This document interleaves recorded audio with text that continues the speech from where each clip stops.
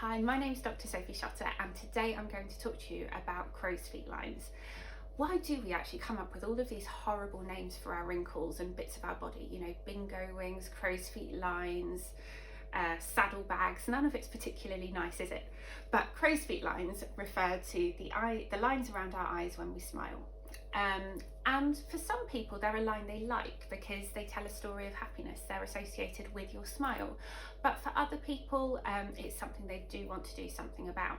Now, these lines are caused by a few things happening. One is that we've got a ring-shaped muscle around the eye called the orbicularis oculi, and that contracts very regularly with every smile, with every little animation of the face. That muscle is moving. Now, when we're young and our skin is bouncy and firm and full of collagen, it just bounces back. The moment you stop smiling, the line goes. And as we age and our collagen levels drop and the skin quality deteriorates, those lines start to stay at rest. And that's why treatment can often be multimodal. It's an area that I often find is the first area that bothers someone in their aging process. And that's because the skin around the eyes is the most delicate on the whole face, it's the thinnest. And so these aging processes are accelerated in that area. And it's also an area many people don't look after quite as well as the rest of their face. For example, do you apply SPF to your eyelids? Because if you don't, you should be. But I certainly didn't until I got into the aesthetic industry. So it's something that a lot of people don't really know how to look after.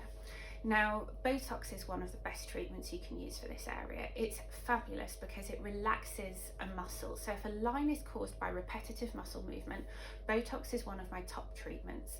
We can use it very gently. We don't talk about freezing, we talk about softening.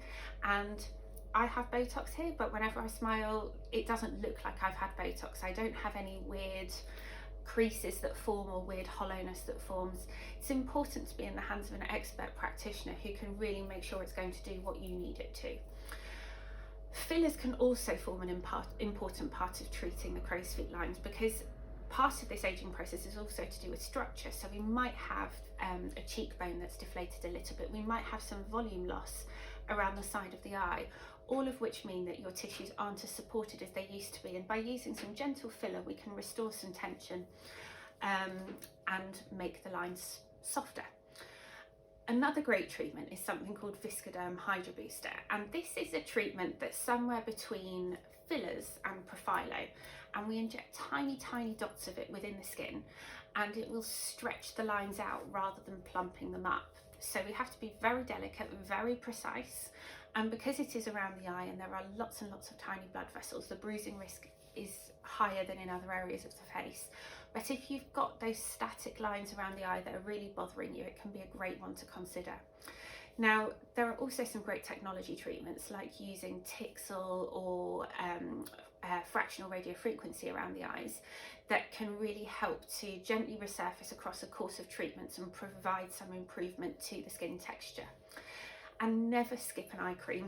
Using the same cream on the whole of your face isn't really the best idea because the eye area is more sensitive, more delicate.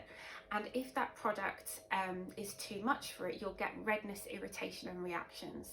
So always use a dedicated eye product. There are some great retinol-based eye creams which have potent anti-aging properties, and always be sure just to apply them along the bony margin of the eye.